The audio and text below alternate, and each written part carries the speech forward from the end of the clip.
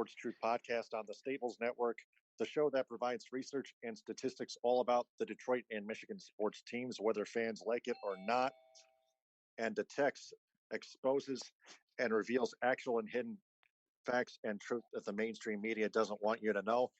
I'm Taylor Phillips. Follow me on Twitter, Periscope, and Instagram at DT2Phillips. I'm alongside Frank Vajcner right now. Follow him on Twitter, Periscope, and Instagram at Frank_Vajcner. Hopefully Ed Smith will join us too. Follow him on Twitter, Periscope, and Instagram at EdSmith313. Follow the Michigan Sports Truth podcast on Twitter, Periscope, and Instagram at Michigan_Truth. Also like its Facebook page, the Michigan Sports Truth Podcast. Check out its website, the MichiganSportsTruthPodcast.com, and scour the Staples Network's YouTube channel. Also like the Staples Network on Facebook. Also check out its website, primetimewiththestaplesnetwork.com, and follow it on Twitter at Staples Network and on Instagram at the Staples Network. Plus, listen to it on Spreaker Live, iHeartRadio, Spotify, CastBox, Deezer, Apple Podcasts, Google Podcasts, and Blog Talk Radio. Also, we are broadcast live on YouTube.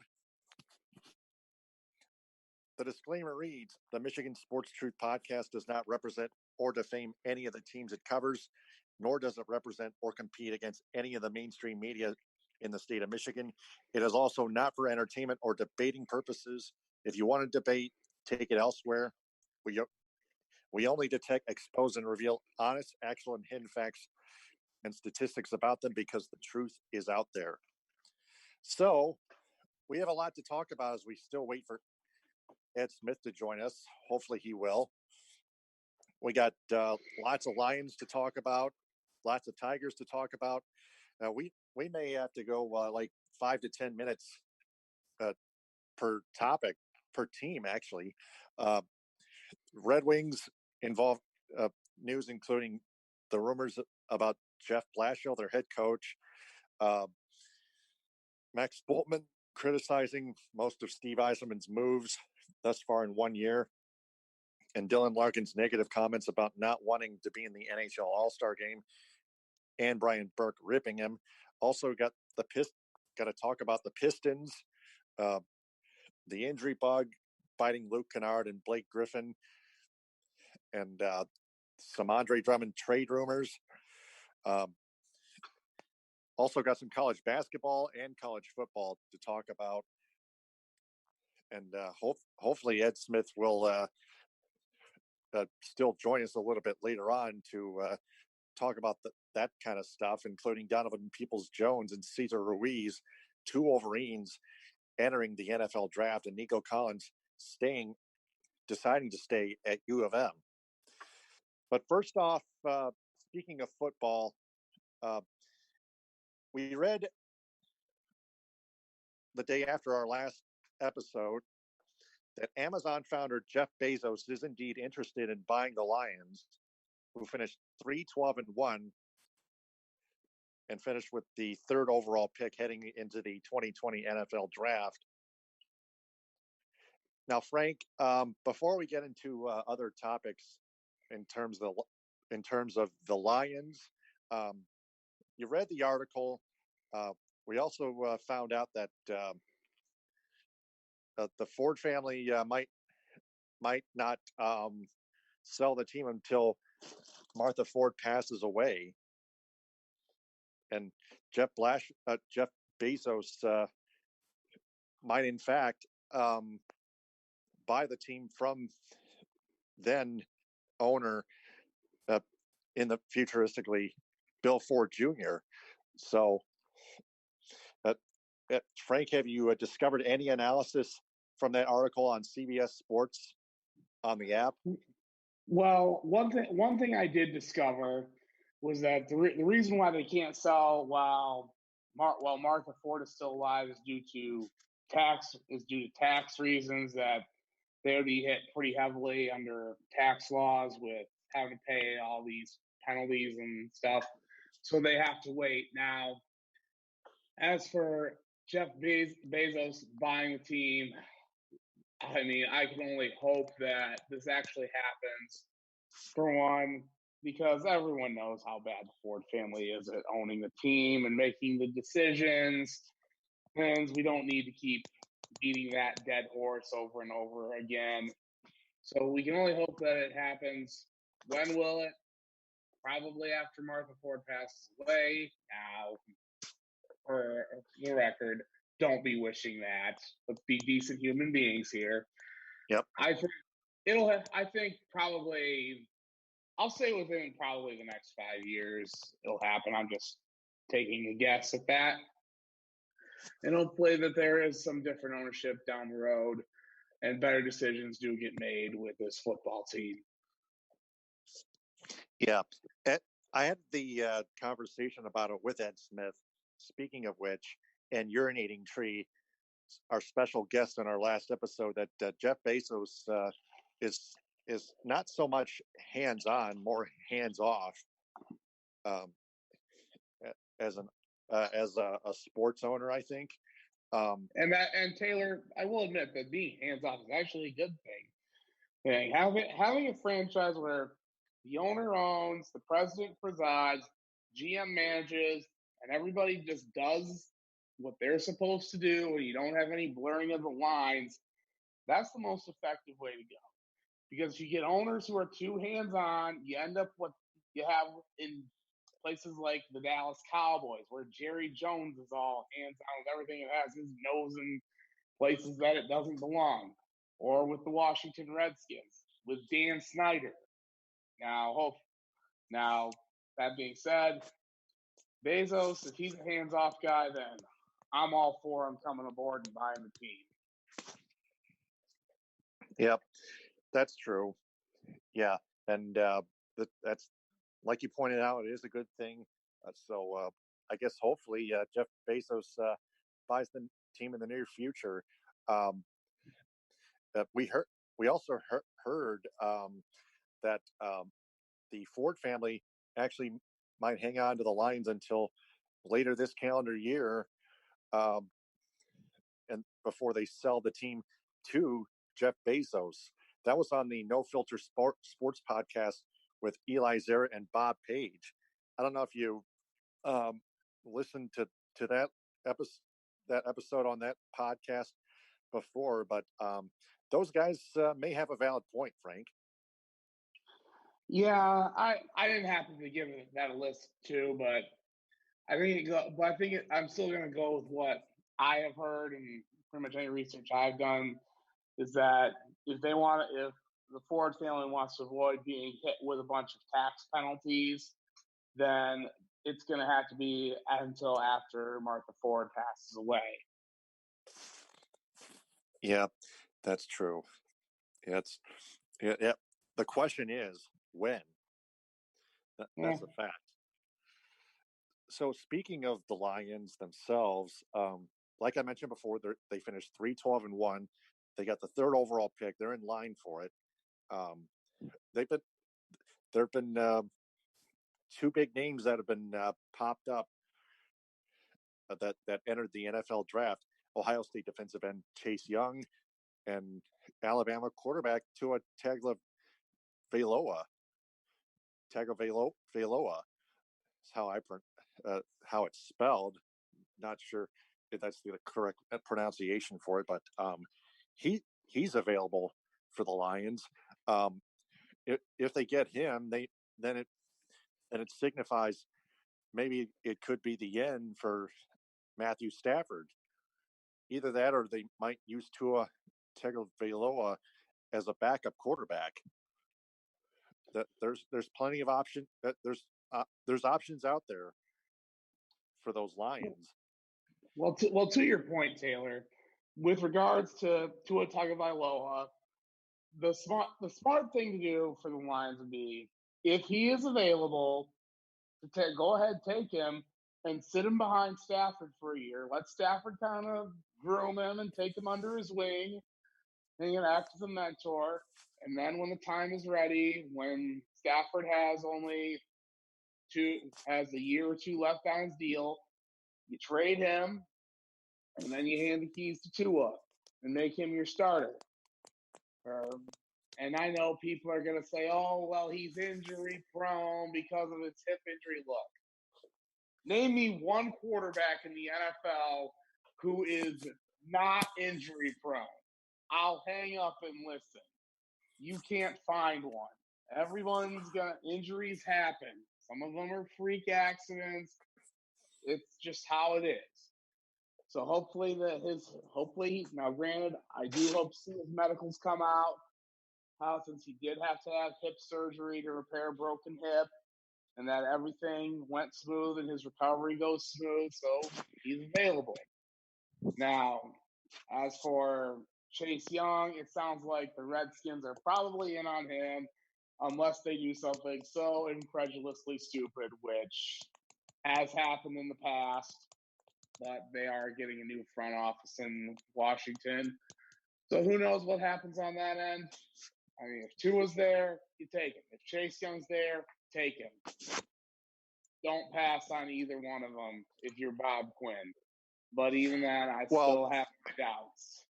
Well, the Lions only have one draft pick in this round, and it's only number 3. So you have to take either one of them. You can't take both.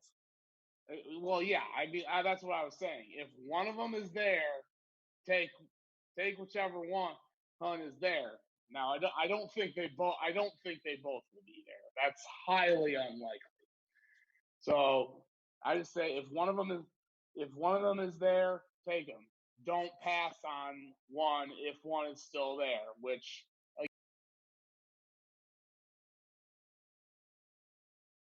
his drafting in the past, but only time will tell.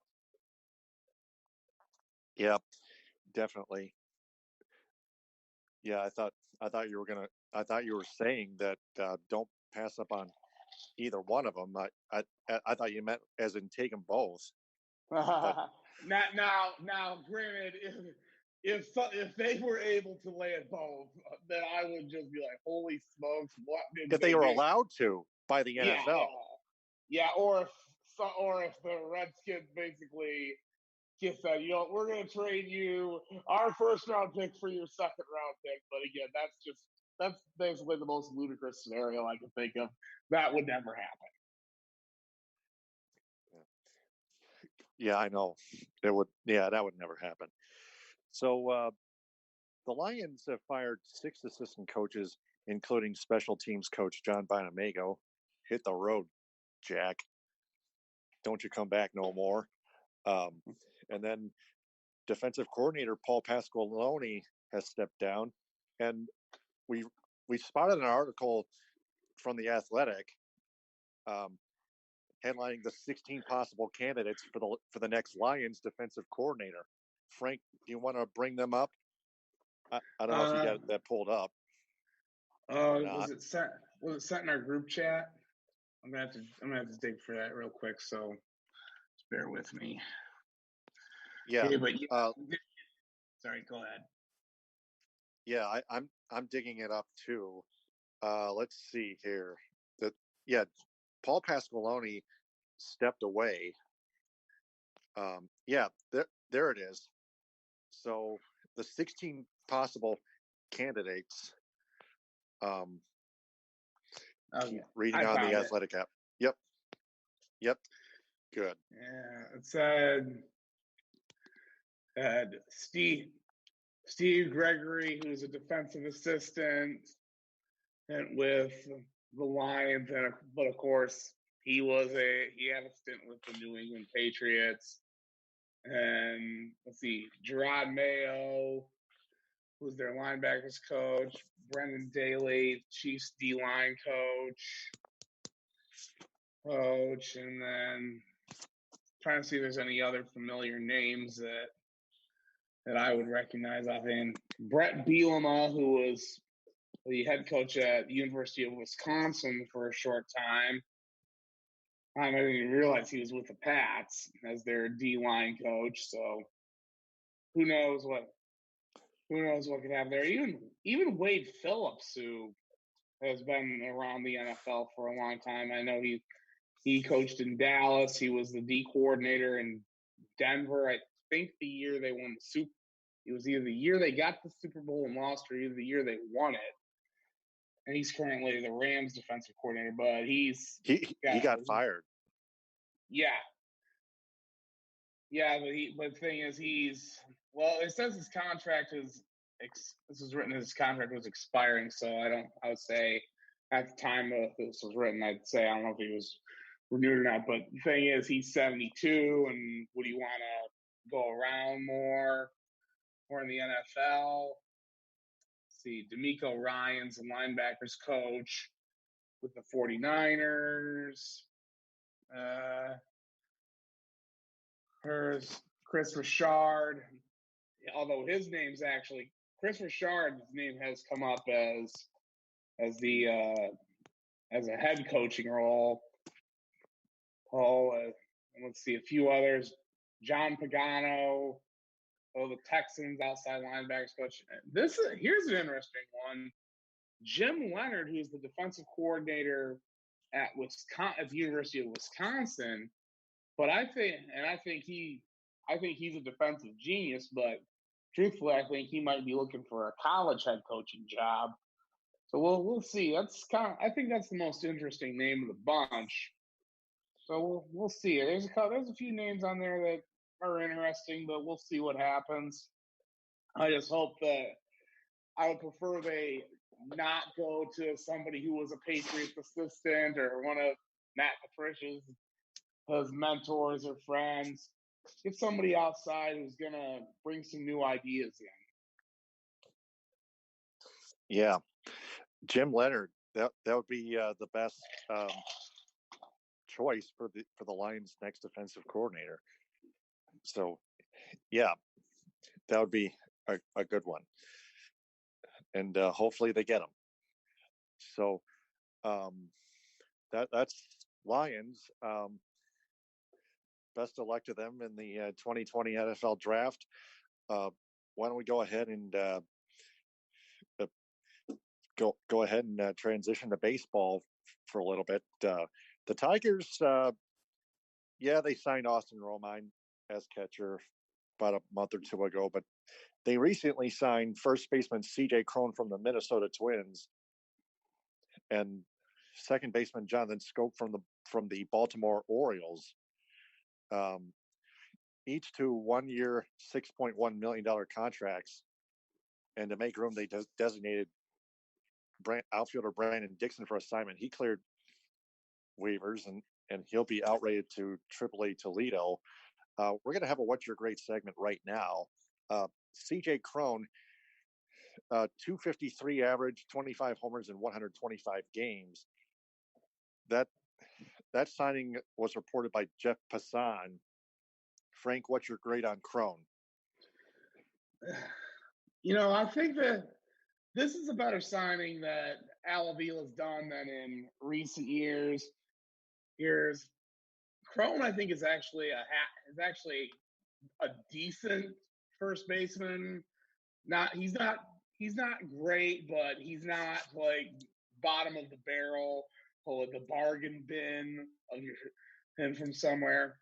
I'm going to give this kind of I'm leaning C+ with chance to get to a B- or higher, especially since it was only 1 year, $6.1 million, and then maybe you flip them for an asset at the trade deadline. So I think it's a good look. It's a good low risk move. They'll actually kind of give you some reward in the end. So for now, I'm giving it a C+, but I would say further down the road, it could potentially rise up to a B or higher. I'll give it a B- just to be fair. Yeah. B-. Jonathan Schoop, who had a slash line of 256, 304, 473 with 23 homers in 121 games. Reported by Ken Rosenthal, got a 1 year, $6.1 million contract. What's your grade on Schoop? I mean, this one I'm going to go a little bit higher on. I'm going to give this one a B- because Schoop. I mean, from the times I've watched Schoop, I thought he was a solid second baseman, and granted, he's an upgrade over whoever the Tigers had last season, whether it be Jordy Mercer or whoever they trotted out there. So it's a lot better. I mean, you mentioned his slash line, 256 average. And he also hit 777 OPS as well. So I think he's a definite upgrade. Again, deal is good. 1 year, $6.1 million, and then you possibly look to flip him for assets. So I'm actually giving this one a B. All right. Yeah, I'll give it a mid-range B too. It seems to me that the Tigers, with those two signings, I had a knee-jerk reaction that the Tigers were starting to show us and fans everywhere that they're trying to contend for a playoff spot, which probably is probably not going to happen quite yet. They still have those other young guys like Jamer Candelario, Kristen Stewart, Dawa Lugo at third base. They already got rid of Ronnie Rodriguez, who went to the Brewers. They signed Michael Fulmer to a 1 year, $2.8 million deal to avoid arbitration. They signed Alex Wilson to a relief pitcher, Alex Wilson, who returns to the team, to a 1 year deal.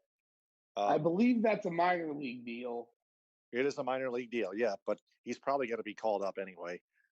Yeah. Just like Gordon Beckham did. Oh, yeah. I completely forgot about him as a second baseman. So, yeah, Scope is a better option than Beckham. Definitely a much better option than Beckham, yeah. Definitely a much better option. Yeah. So, definitely.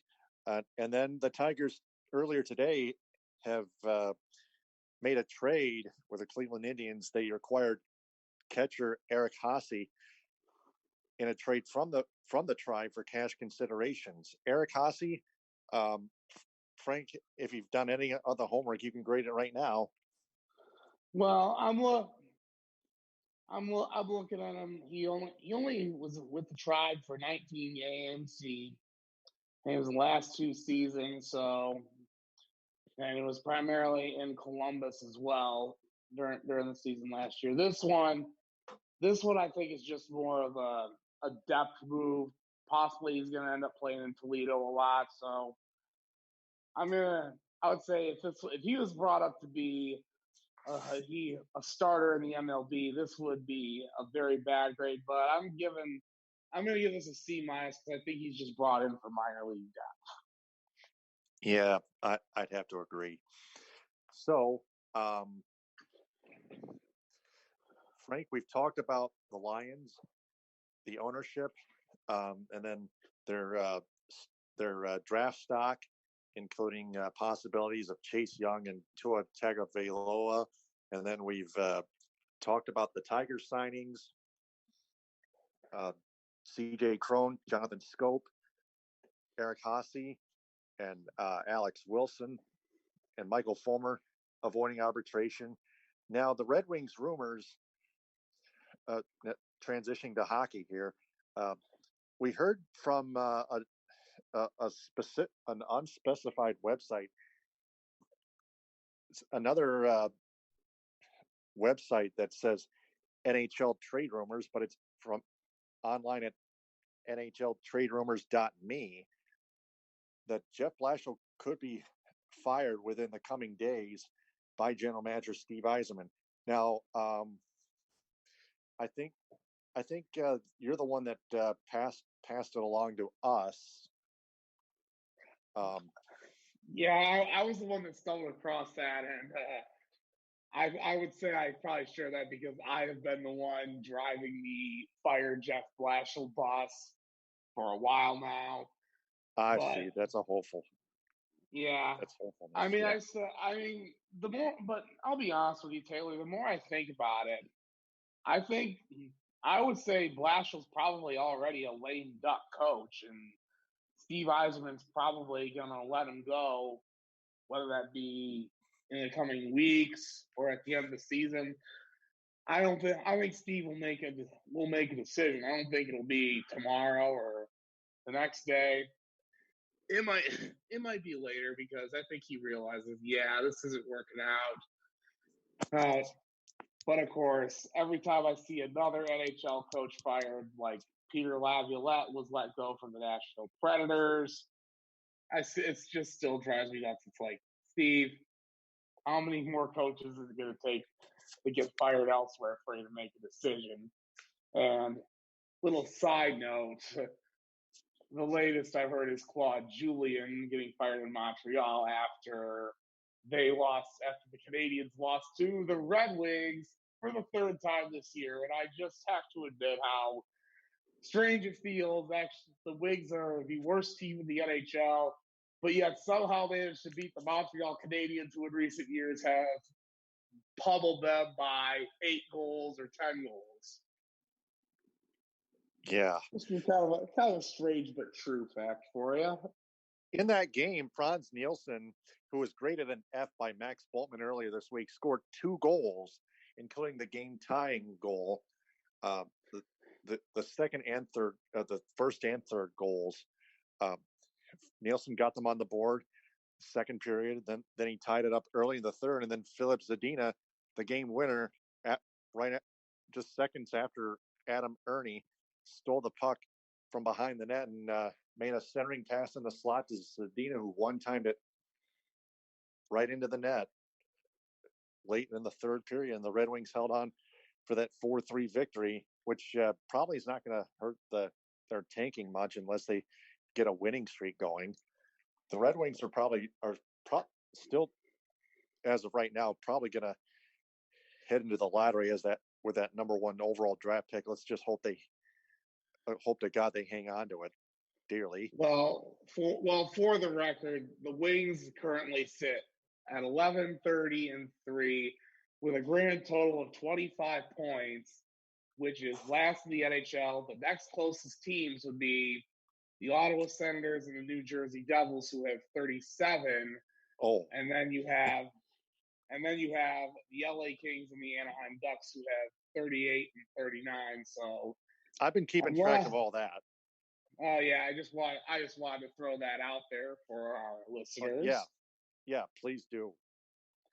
So I mean, the only way I can see them leapfrogging Ottawa and New Jersey or the bottom 2 California teams is if they string together like 5 wins in a row and any of those teams happen to lose 6 in a row. Now, that being said, the Red Wings schedule-wise, I'll see if I can pull their schedule up. They will actually be playing the Senators on Friday night at home, and then they'll play the Buffalo Sabres on Sunday. Hey, so with that being said, I think Senators is that's the game they need to lose. And then Buffalo at home on Sunday. They will go to Nassau Coliseum on Tuesday for a tilt with the New York Islanders before a Friday-Saturday back-to-back at home against the Pittsburgh Penguins and Florida Panthers. Yeah, definitely. Yep, that's true. So Max Bultman was criticizing most of Yzerman's moves thus far in 1 year as a general manager of the Red Wings. Frank, I passed that article to you guys, you, Breck, and Ed Smith, and Mark Mancini. Frank, I don't know if you got a chance I actually to read have the it up article. I actually have it up right now, and I did read it. I mean, Bultman mentions that Yzerman has preached patience. And let's see, draft-wise, he talks about taking Moritz Seider, who I know everybody kind of was up in arms about saying, what's he doing? Is this going to be the next Ube group? Well, so far, Seider actually has played pretty well in Grand Rapids and actually played pretty well over in the World Junior Tournament for Germany.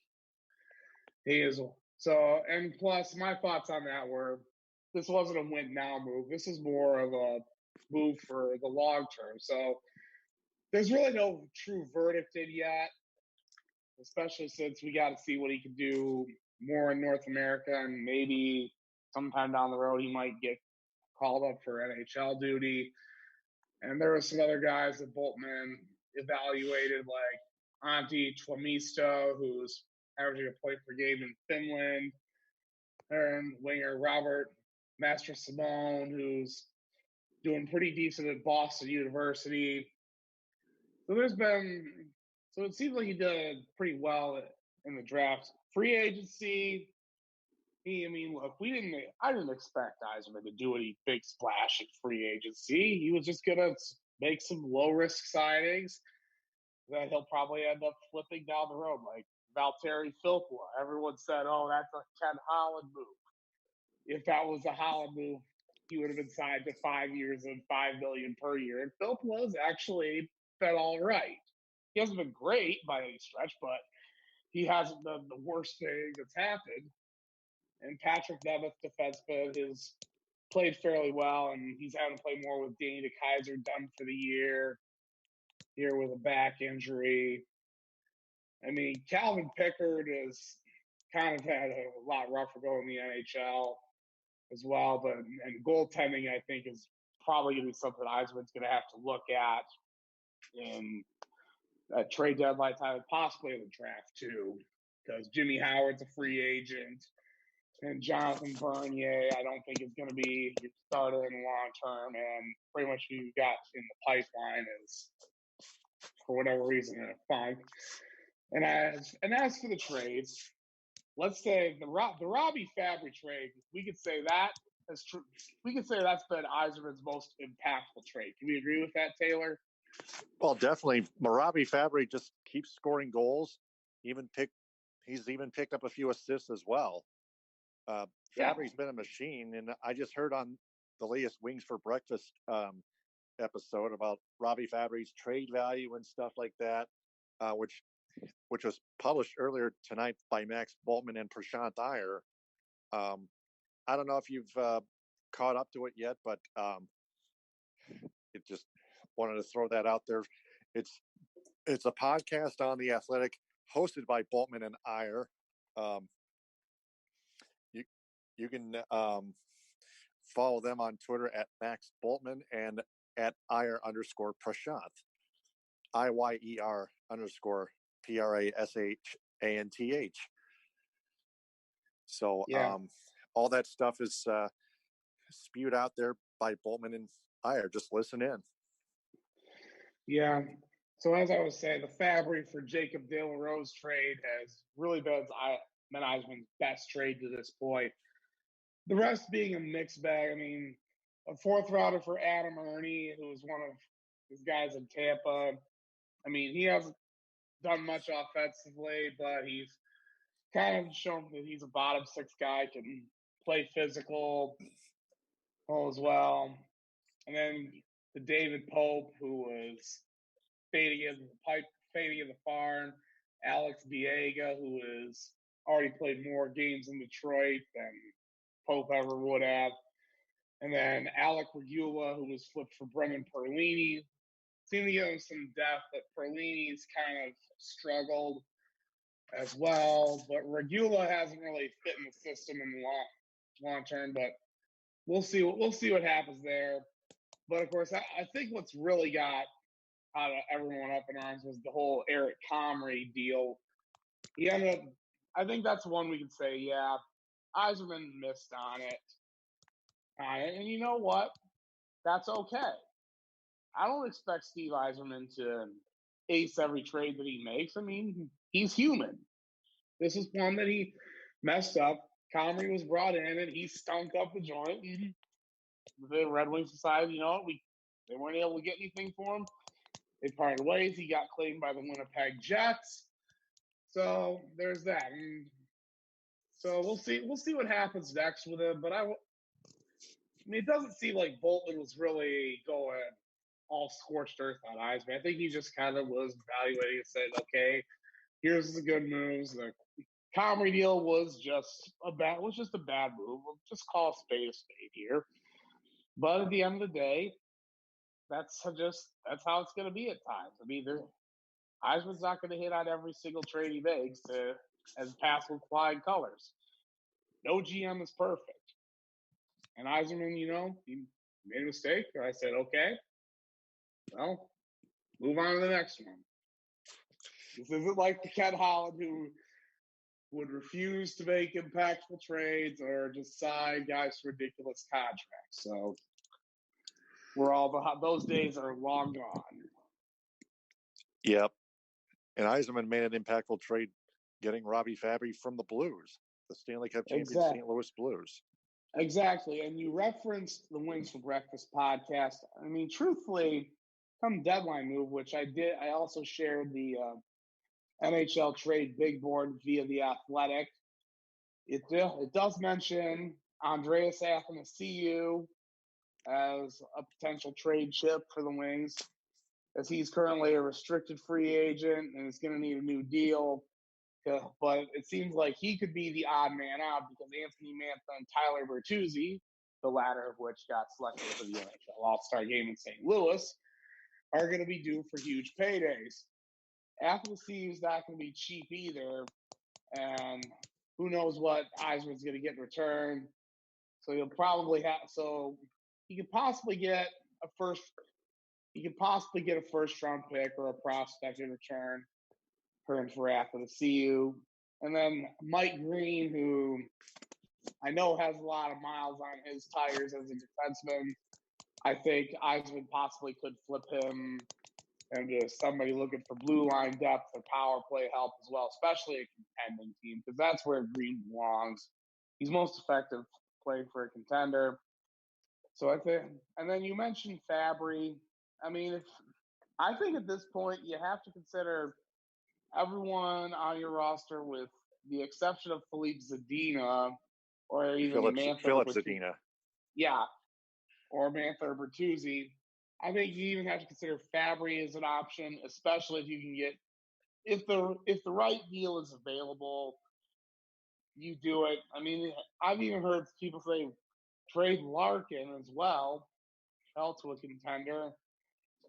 And my stance on that is, if there's a team that's willing to pay a king's ransom for Larkin, pull the trigger, Steve. But don't just part with him for just a mere first round draft pick. I wouldn't give.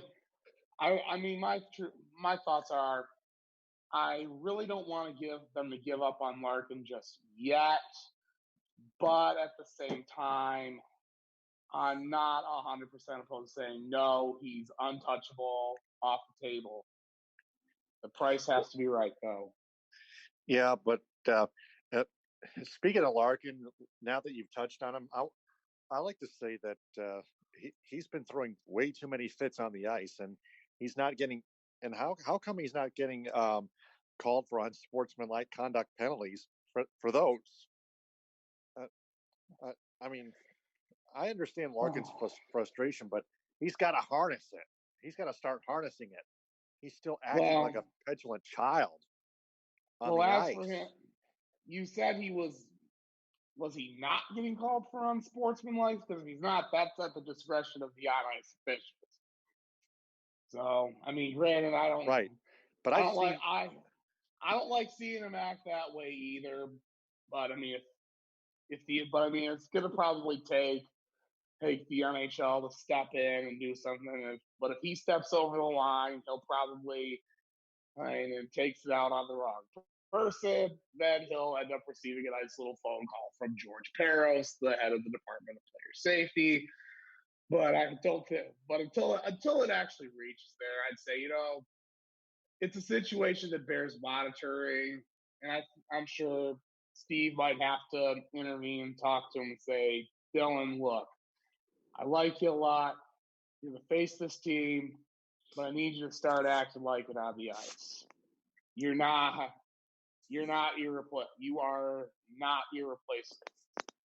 It's probably gonna take that. And now I think you want to jump to Brian Burke going off about Larkin saying that he doesn't want to play in the All-Star game. Yes. Yeah. that notification popped up to me, and I read the article. I was like, man, that something's fishy about that. I mean, Dylan Larkin does have a point about the All-Star game not meaning anything because it doesn't count. But all teams have to be represented. That without an All-Star game, there's no fun. I guess. Yeah, I think it's because he was mentioned as being part of the last man in guy. And this is what he said to Helene St. James, said, quote, "Please don't vote. I like the days off more." So who knows? My thoughts were, oh, okay, this isn't like Alex Ovechkin saying, I gotta go to the All-Star game. Sorry, screw it. I don't feel like playing. It sounds like like this is something where he'd be voted in by the people. Oh, but I think he just would rather say, I'd rather focus on regular season play, even though things aren't going well. We'd like a little bit of a break from the whole grind, from the grind of the season. And so don't confuse it with Ovechkin, who just says, okay, screw all of you, I'm not going, and then has to serve a suspension as a result. Well, so I kind of think Brian Burke, take his thoughts for what you will. Berkey ended up saying it's an honor to be part of the All-Star Week. You should get a speeding ticket on your way to the airport to fly this game. Phil Larkin should scoff at it like that. Well, and he says that Ovechkin acquires the right to turn down after he's played at 12 or 15 at international. Well, this is where I disagree with Berkey. He said Ovechkin is kind of just saying, you know what? I don't feel like playing at all because I've been in so many of these before. If Larkin was to get voted in, it would be his second. But who knows? Who knows what really happens here. If he gets voted in and doesn't go, then oh well. I guess he'll have to just take his suspension. But if he doesn't get voted in, then truthfully, it's just a situation that's being made into a mountain out of a molehill. Yeah. Yeah, those are valid points.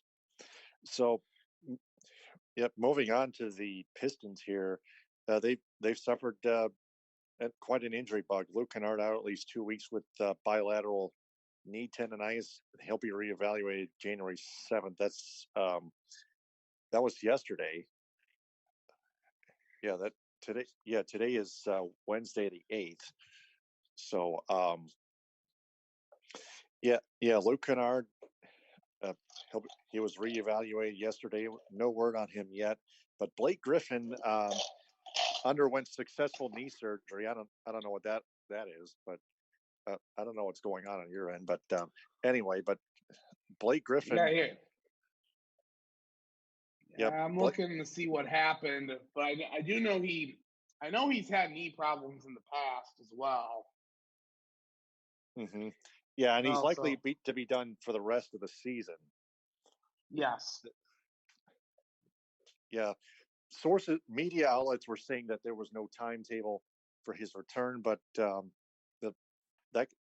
just gives you a hint that he's likely done for the rest of the season. Blake Griffin has not been taken care of well enough by this Pistons team, but we wish that the Pistons rested Blake Griffin more to make sure that he's 100%, but they haven't been doing that. That's been typical. It's been happening too many times. Plus, the Pistons have been trying to listen to trade offers involving center Andre Drummond, and that could be a sign that the Pistons are trying to rebuild with a more competitive roster. That's what I've been hearing on paper. and online. I've kind of heard the same thing too, and I think we had mentioned in our chat that the Atlanta Hawks were a team, get somebody who can play pick and roll with Trae Young. And I think even Boston and Toronto were mentioned as well. And Dallas. Yeah, and the Mavericks. So it'll be interesting to see what happens. I mean, Atlanta's got some nice players that could be made available. Oh, I think Ed had mentioned John Collins, who's currently serving a PED suspension. So who knows? The Hawks will look to move on from him. And Kevin Huerter, who's one of their better shooters. Hers would be somebody. And then I think even Cam Reddish or DeAndre Hunter, although they might be a little bit higher up. But I mean, I wouldn't mind getting one of those guys. Because Drummond, I think, has got to get moved out. You got to get assets for him. I also think Derrick Rose is possibly a good trade chip, especially a team that's looking for depth at point guard, especially a contending team as well. So I think the Pistons pretty much have to consider moving everybody. I mean, even Kennard, even Luke Kennard, I think they should consider as well, because when he's due for a raise, he's probably going to get paid a lot more down the line, and probably make upwards of $150 million, even though I don't think he's worth that much. But I wouldn't pay him that kind of money if I was Pistons front office. So I think you've got to consider moving pretty much everybody, with the exception of Sekou Doumbouya, who has played recently for the Pistons, and I will admit he has actually played pretty well. Yep, he has. Who are we talking about? That last player that you mentioned, Sekou Doumbouya, who was Sekou Doumbouya. The Pistons drafted, and I know there were some people who were kind of up in arms about that, like, who is this guy? It's another project. And when you really look at it, he was somebody who was taken more for long term. And granted, he's done well, and when he's been given minutes, so hopefully he continues to keep developing, and then maybe he ends up becoming a star. But I think he's probably one guy you say hey, is untouchable at this point. Yeah, that's true. And then Sekou Doumbouya. We've been hearing that he's probably going to start for the rest of the season. That's also one thing to keep note of. It's very good. It's I think that's a good move by the Pistons, who are trying to carry on the best they can without Blake Griffin and Luke Kennard. Andre Drummond, they've been hanging on for him for too long. We got 10 minutes left, and just about going to end it like 2 minutes past the top of the hour. At 11 o'clock, we're going to end at 11:02. So, moving on to college basketball, Michigan State Spartans just crushed the Michigan Wolverines 87-69. Cassius Winston, 32 points. MSU outshot U of M 52.8% to 36.2% from the floor, including 46.7%, 7 of 15, to 21.7%, 5 of 23 from 3-point range, plus 72.7%, 24 of 33 to 63.6%, 14 of 22 from the free throw line. The Spartans out-rebounded the Wolverines 43-34 and outblocked them 12-5. They outblocked them 12-5. State did commit 13 turnovers, 9 of them just about, which were in the first half, while U of M committed only 10. The Wolverines came up with 7 steals, whereas the Spartans got only 3. But the Spartans had the lead the entire game. And now, with that 87-69 win, the Spartans have climbed up to 8 in the AP poll, while the Wolverines have sunk down sunken down to 19th in the AP poll rankings. This just proves why the Spartans have been a better basketball team than the Wolverines have. Juwan Howard, his first year as head coach of the Wolverines, still has some learning to do in his first year of experience as a head coach of any basketball team at any level. Frank, I'll give you 3 minutes on that, and then we'll dive into some bowl game action in rapid fire form. Then we'll go to the closing statement. Go. Well, I ended up watching this game on Sunday, and I was fairly impressed with the way that Michigan State was able to get a lot of offense, especially from Cassius Winston, who I'd say he has clearly established himself as one of, if not the best player in the nation, and with 32 points. And also, Michigan State has basically taken sole possession of first in the Big Ten over Maryland and Rutgers. Who would have thought that was coming? They had 4-0 in conference play. And plus you mentioned them blocking shots as well. Xavier Tillman's becoming and really good at shot blocking. Same with Marcus Bingham Jr. as well. I think Michigan State, I know people thought that they were kind of getting off to a rough start. They lost to Kentucky, then lost inexplicably to Virginia Tech and Maui, and then ended up losing to Duke. But I think now they've kind of got things rolled along with the time that the grind of Big Ten season rolls around. Now, they're not going to – for any Spartan fan listening, they're not going to run the table in the conference. They're going to trip up because we've seen that winning on the road in the Big Ten is pretty tough to do this year. And with that being said, from a schedule standpoint, Michigan State will be at home against Minnesota tomorrow night at 9 o'clock on ESPN2. They should win that. If they do lose a game coming up, they do have to play at Purdue on Sunday at noon. And Mackey Arena is always a tough place to play, even though Purdue is really missing Carson Edwards this year, who is now with the those Celtics. Yeah, so, I mean, Purdue's always tough to play at home. They'll have Wisconsin at home on the 17th, and then have to go to Indiana to Assembly Hall, which Indiana's just seemingly had their number for the last couple of meetings. So, I mean, I think or their next loss could possibly come on January 26th when they play their second game against Minnesota up at the Barn. So there's still some potential landmines on Michigan State's schedule where they could trip up. So they just gotta go out and be focused and take care of business.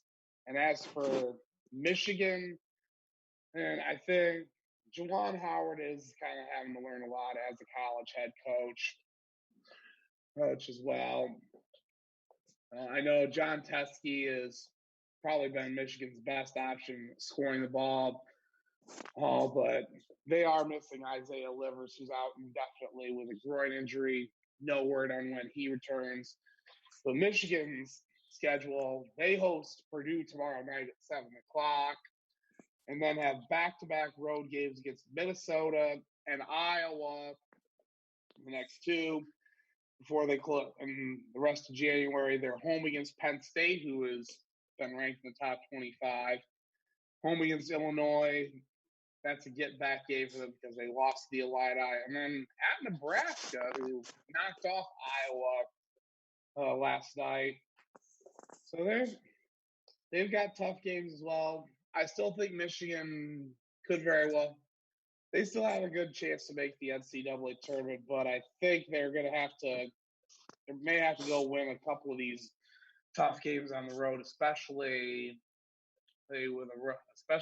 probably against Minnesota or even Iowa or Penn State. Hey, but we'll see what happens.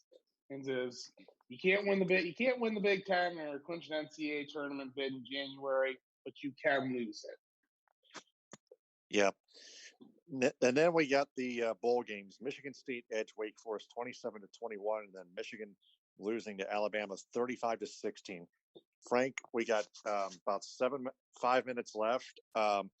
Sum each one of them up in like 3 minutes, and then we'll go to closing statements. Well, I'll start with Michigan State. I mean, they had a little bit of a slow start against Wake Forest, and then the Mike Panashuk interception return kind of gave them some life. They ended up trading touchdowns, and then they finally took the lead for good in the third quarter and pretty much were able to shut Wake Forest down. I still think, I mean, for Michigan State, it's at least a nice ending to what's kind of been a rough season. And going 6-6 when you had aspirations of winning the Big Ten East, getting to Indy. So, granted, it's a good finish, but I still think you got to make changes in the offseason, especially from a staff standpoint. I don't know what Mark D'Antonio is going to do at this point, or if he's even going to do anything at all. But the big thing is they've got to find somebody to replace Brian Lewerke at quarterback. And right now, I don't have a ton of confidence in Rocky Lombardi or Theo Day or just Peyton Thornkid, who I hear good stuff about, but he's unproven. Are going to have to probably see how they do in spring practice and the spring game so we can see what they're looking at down the road. As for Michigan's game against Alabama, truthfully, that was kind of a no-win situation to begin with. If Michigan would have won that game, it would have been because Bama rested a lot of their guys who were sitting out just to prepare for the NFL draft. And if they lost the game, which they did, it's basically just another black mark on Jim Harbaugh not being able to win a big game. Now, that being said, they did jump onto a nice start, going up 16-14, and then Bama just seemingly took over from there. And Mac Jones torched Michigan for 327 yards and 3 touchdowns, no picks. Najee Harris ran for $136 and 2 scores. And Jerry Jeudy, either wide receiver, 204 yards on 6 catches and a score. So I think it really showed that Alabama was clearly the better team. And as for Michigan, then they've got a lot to determine in the offseason as well, because Shea Patterson is gone after this year. Does Dylan McCaffrey become the starter next season? Or does Joe Milton become the starter? Or does Harbaugh do what Harbaugh has done and go after a transfer QB because he seemingly cannot develop his own guy? And now, as for the other offensive players, I think running back wise, Charbonnet and Haskins are their 2 best options going forward unless somebody else steps into the mix. Receivers, Donovan Peoples-Jones is gone. But Nico Collins returning, I think, is good because he says he wants to finish out his eligibility and get his degree. Center Cesar Ruiz is gone. Yeah. NFL so, draft. I mean, that's nothing to just blow off as well. In other defensive losses, Josh Uche is declared for the NFL draft. I believe Lavert Hill is a senior. And Kaliki Hudson is also gone as well. So there's going to be guys they have to replace him. Also, Harbaugh's going to have to get some new assistants as well, as Chris Partridge, the safeties coach, who was one of his top recruiters, is gone now as well. So Michigan's going to have some work to do this offseason. We'll see what happens come springtime when spring practice rolls around. All right. So our closing segment, Frank, I'll give you 30 seconds this time. Go. My closing statement will relate to what I have said about college basketball with Michigan and Michigan State. Michigan State off to a great start in Big Ten play, being the last unbeaten team. But Spartan fans, please remember, you cannot win the Big Ten in January, but you can lose it. As for Michigan fans, 1-2 start right now. There's some things you got to get better at. But truthfully, I still think you have your opportunities. He's there. Just stay focused on the task at hand. It's not going to be defined by one game of the season. There's a lot more left to be played.